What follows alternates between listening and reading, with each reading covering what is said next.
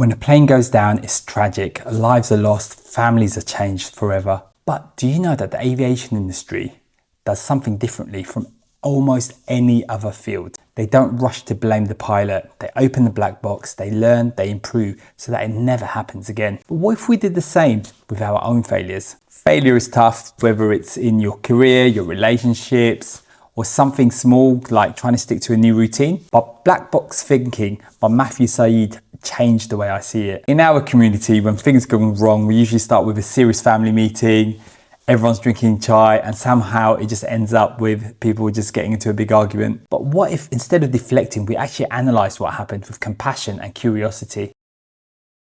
Planes improve because of black boxes. After an incident, they don't cover it up, they investigate it deeply. That's why flying is the safest form of transport today. In contrast, in everyday life, we cover up our mistakes. We blame rice for the burnt biryani.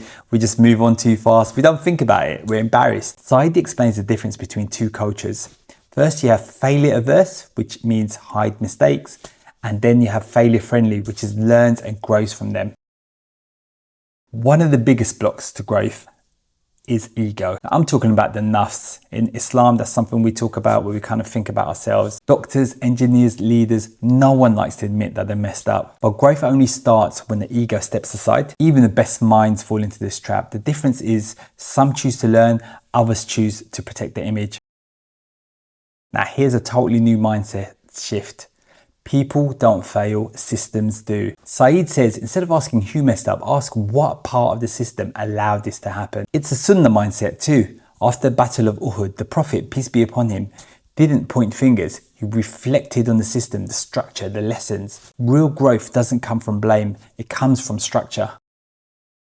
Now, the first example I want to talk about is airlines versus healthcare. In aviation, failure leads to better procedures. In healthcare, failure often gets buried, literally. Not because doctors are bad, but because the system punishes their honesty. Example 2, James Dyson. He's famous for making the Dyson vacuum cleaners. He made over 5,000 failed prototypes before creating the Dyson vacuum. That's more rejection than most people get on a Muslim marriage app. Example 3 is your life. Think about a mistake that you made. Did you log it in a black box? Did you look into it? Did you analyze it? Or did you just blame someone else? I really like this quote from Tim Grover, who was the trainer for Michael Jordan and Kobe Bryant, who I'm sure like a lot of you are big fans of.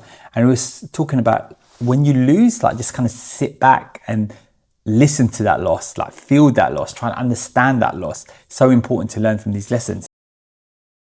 So how do we use this mindset ourselves? So one of the key things is track your failures like data. Be honest, like record it, write it down, put it into a journal, try and understand what happened and then try and learn from it. And you might have to be really brutal with yourself and kind of own up to it and listen to what actually really happened and get feedback from whoever you can. It really helps, even if it really stings, especially from your mum. Most importantly, build systems that stop repeat mistakes. So try and have some sort of feedback look where you can analyze and then kind of make changes because of the lessons that you've learned and the data that you've retrieved. If you're serious about leveling up, this book is a must read. Please like, subscribe and share with someone who still blames the teacher for their grades. And may your failures be detailed and your black box always open.